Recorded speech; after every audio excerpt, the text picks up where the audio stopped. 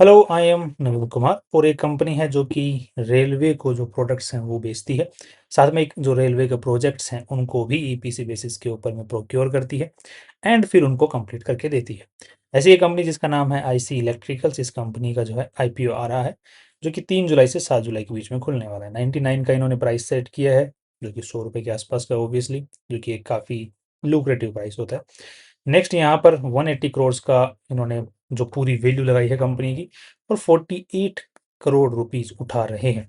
Next यहाँ पर जो प्रमोटर्स हैं उनके पास में आफ्टर दी आईपीओ 60% मालिकाना हक रह जाने वाला है, जो कि काइंड ऑफ नेगेटिव साइड में है कि छोटी कंपनी के अंदर में अच्छा खासा स्टेक जो है प्रमोटर्स अपना लूज करने वाले हैं यहाँ पर। बट यहाँ पर आपने एक चीज़ पे ध्यान दिया होगा तो कंपनी जो है प्रोडक्ट्स जो हैं, कंपोनेंट्स जो हैं, जो प्रोडक्ट बनाती है वो रेलवे के काम आते हैं। डिफरेंट कंपोनेंट्स का मतलब जगह जगह के ऊपर में, जिसको आप लोग यहाँ पर देख सकते हैं। मोस्टली जो कंपनी पैसे उठा रही है वो सारे कंपनी के पास में ही जा रहे हैं, प्रमोटर्स अपना स्टेक सेल नहीं कर रहे हैं। नेक्स्ट यहाँ पर जो कंपनी मोस्टली जो पैसा उठा रही है वो वर्किंग कैपिटल में जाने वाला है। दैट मीन्स कि जो कंपनी ने प्रोजेक्ट्स ले रखे हैं, जो ऑर्डर्स कंपनी के पास में हैं उनको पूरा करने के लिए पैसों की ज़रूरत है। मोस्टली हमने देखा है कि गवर्नमेंट के जो ऑर्डर्स होते हैं उनका पेमेंट टाइम पर आता नहीं है, जिसकी वजह से कंपनी को लोन पर पैसा उठा करके जो ऑर्डर्स हैं उनको पूरा करना पड़ता है और उसी पर्टिकुलर पर्पज़ के लिए कंपनी आईपीओ वाले पैसे यूज में लेने वाली है। नेक्स्ट जो कंपनी आईपीओ लेके आई है रिसेंट, जो जो लीड मैनेजर है जो इस कंपनी का आईपीओ लेके आ रहा है, वही जो लीड मैनेजर है वो कुछ कंपनियों के आईपीओ पहले लेके आया हुआ है रिसेंट के अंदर में। तो उनकी जो परफॉर्मेंस है वो कुछ खास रही नहीं है, ना लिस्टिंग गेन के ऊपर में और ना उसके बाद में। दो एट पार जो है वैल्यू लगाने की कोशिश करता है ये लीड मैनेजर, दैट इज मतलब ना लुक्रेटिव है ना बुरा है, दोनों के बीच का है। बट यहाँ पर जो कई बार क्या होता है, जो आईपीओ लेके आते हैं उन जो जिस सेक्टर से वो रिलेट करते हैं उस सेक्टर का एक एक्स्ट्रा बेनिफिट उन कंपनियों को देखने को मिल जाता है। जैसे यहाँ पे केआरएम आयुर्वेदा है तो इसको आयुर्वेदा सेक्टर का एक अच्छा बेनिफिट देखने को मिल गया, बिकॉज आयुर्वेदा को मार्केट अभी अच्छी वैल्यू दे रहा है। उसी तरीके से ये जो कंपनी आईपीओ लेकर ये रेलवे के सेक्टर में, तो इसको एक एक्स्ट्रा बेनिफिट देखने को मिल सकता है। अब थोड़ा सा अगर हम लोग नंबर्स पे ध्यान देते हैं तो यहाँ पर जो बैलेंस शीट की साइज देखने को मिल रही है वो 191 करोड़ रुपीस की है, जिसको हम लोग अगर इन्वेस्टर्स का पैसा देंगे उसमें इन्वेस्टर्स का कितना पैसा है, that is 65 crore rupees. That means debt to equity ratio before the IPO in this company is very bad. Next यहाँ पर जो कंपनी ने, अब जैसे मैंने बताया कि कंपनी को ऑर्डर्स पूरा करने के लिए तो पैसे तो उठाने ही पड़ेंगे, वो लोन पे उठाएगी, ऑर्डर तो पूरे करने हैं। अब माल भी उधारी पे उठाएगी कि पेमेंट कल को सरकार की तरफ से आएगा तो दे देंगे। और जो यूजुअली जो गवर्नमेंट के कॉन्ट्रैक्ट्स होते हैं उसमें लोन भी इजीली मिल जाता है, तो जो कंपनी के लिए फेवरेबल होता है। बट अगेन इंटरेस्ट तो देना ही पड़ता है लोन अगर लिया है तो। नेक्स्ट यहाँ पर इसकी वजह से कंपनी का डेट टू इक्विटी रेशियो खराब है और मोस्टली कंपनी भी यही बोल रही है कि हमारा ये हालत खराब है वर्किंग कैपिटल को लेकर के। नेक्स्ट यहाँ पर जो कंपनी का जो इन्वेंट्री स्ट्रक्चर है, इन्वेंट्री कंटिन्यूअसली बढ़ रही है, दो कंपनी को ऑर्डर पूरे करने पड़ते हैं, इन्वेंट्री ऑब्वियसली बढ़ती है। नेक्स्ट यहाँ पर कंपनी का ट्रेड रिसीवेबल सेगमेंट है वो भी कंटिन्यूअसली बढ़ रहा है, नेक्स्ट अगेन नेगेटिव पॉइंट। और कंपनी का अदर करंट एसेट्स भी कंटिन्यूअसली बढ़ रहा है। अब कंपनी का अदर करंट एसेट भी कंटिन्यूअसली बढ़ रहा है तो उसमें कौन सा सेगमेंट है पर्टिकुलरली जो बढ़ रहा है, तो यहाँ पर देखने को मिल रहा है कि अनबिल्ड रेवेन्यू। दैट मीन्स कि ऐसा रेवेन्यू जो अभी बिल नहीं किया, दैट मीन्स उसको रिसिप्ट काट के पकड़ाया नहीं है कि भाई ये पेमेंट करो। ऐसा रेवेन्यू जबकि काम हो चुका है, दैट मीन्स कि वो भी ट्रेड रिसीवेबल के सेगमेंट में चला जाता, तो ट्रेड रिसीवेबल का जो सेगमेंट है वो बुरा लगता, दिखने में अच्छा नहीं लगता, तो कंपनी ने उसको अनबिल्ड रेवेन्यू में डाल रखा है। यूजुअली कंपनी ऐसा करती है, it's an accounting thing. Next company का जो ट्रेड रिसीवेबल सेगमेंट है वो भी काफ़ी बुरा चल रहा है, जो कि हमको यहाँ पर देखने को मिल रहा है, जो कि कंपनी का अगर हम लोग डिटेल्स में जाते हैं तो यहाँ पर एक चीज़ देखने को मिल रही है कि यहाँ पर 4.5 करोड़ रुपए 3 साल से अटके हुए हैं जो इनका पेमेंट नहीं आया है। पिछले साल देखते हैं तो वो 3.5 करोड़ थे, इस बार 4.5 करोड़ रुपए हो गए हैं। दैट मीन्स कंपनी जैसे जैसे आगे बढ़ रही है कंपनी का पैसा अटक रहा है, अच्छे अमाउंट में अटक रहा है। 2-3 साल का जो पैसा अटका हुआ है वो 3 करोड़ रुपए, तो टोटल मिला के यहाँ पे लगभग 7 से 8 करोड़ रुपया है जो कि टाइम पर नहीं आ रहा है, जो कि रिसिप्ट काट देने के बाद भी नहीं आ रहा। बट अगेन गवर्नमेंट ऑर्डर्स, तो अब क्या इसको राइट ऑफ करने के अंदर में कंपनी को दिक्कत आएगी, बिकॉज हम लोग वो चीज़ पर्टिकुलर चीज़ है वो जाके देखनी पड़ेगी कंपनी कितना नेट प्रॉफिट कमा रही है। अगर नेट प्रॉफिट बहुत ही मार्वलस है कि ये आधे साल का ही खर्चा हो सकता है इसके अंदर में, इतना तो नेट प्रॉफिट कंपनी ऐसे ही कमा ले रही है, तो हमें कोई दिक्कत नहीं है। अगर इतना नहीं कमा रही है that means there is a problem. तो ये कंपनी का रेवेन्यू स्ट्रक्चर है जो कि यहाँ पर 100 करोड़ रुपए का रेवेन्यू किया, यहाँ पे 121 करोड़ रुपए का रेवेन्यू किया, और यहाँ पर लगभग 144 करोड़ का रेवेन्यू किया। दैट मीन्स कंपनी रेवेन्यू तो ठीक, इंक्रीज तो ठीक ठाक आ रहा है। नेक्स्ट यहाँ पर कंपनी के जो नेट प्रॉफिट्स हैं that is 5 crore, 9 crore, 14 crore, net profits भी अच्छे खासे तरीके से इंक्रीज हो जाए। तो नेट प्रॉफिट्स में तो लगभग यहाँ पर तो 100% का इंक्रीज है, यहाँ पर लगभग 50% का इंक्रीज देखने को मिल रहा है। ऑब्वियसली मोर देन 50% है। और रेवेन्यूज के अंदर में कुछ खास इंक्रीज नहीं होते हुए भी नेट प्रॉफिट्स में अच्छा इंक्रीज है, दैट इज गुड थिंग। तो अब अगर हर साल का अगर कंपनी का ट्रेड रिसीवेबल जो सेगमेंट है नॉन पेमेंट वाला, अगर लेट्स से कि 2 करोड़ भी रह जाता है, तो इस प्रॉफिट के साथ में कोई ज़्यादा बड़ी चीज़ नहीं है। मतलब आगे चल के अगर वो कंपनी राइट ऑफ भी करती है उसको, नॉट गोना इफेक्ट मच।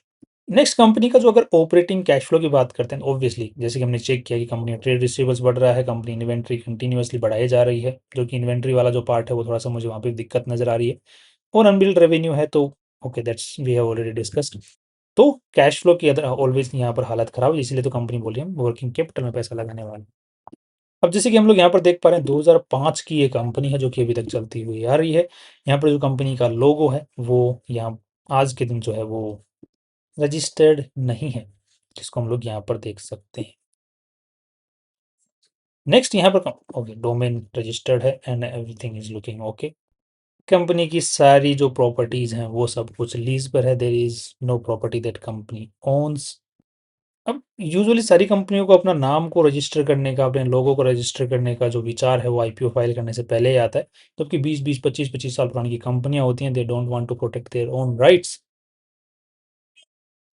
यहाँ पर हम लोग देख सकते हैं कंपनी का जो 80% रेवेन्यू है वो गवर्नमेंट से आता है, बाकी नॉन गवर्नमेंट से आता है। वो एक कंसिस्टेंसी से यहाँ पर बनी हुई है जो कि इंक्रीजिंग ऑर्डर में है, दैट इज गुड।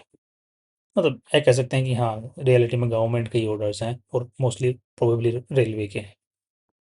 तो इतना देखने के बाद में अब और चीज़ें मुझे देखना यहाँ पर इम्पोर्टेंट नहीं लग रहा है। दो हमें कंपैरिजन करना पड़ेगा कि मार्केट इसको कितनी वैल्यू दे सकता है। तो यहाँ पर दो कंपनियां हैं, एक कंपनी का कंपनी ने खुद ही अपने आरएचपी में नाम बताया है हिंद रेक्टिफायर।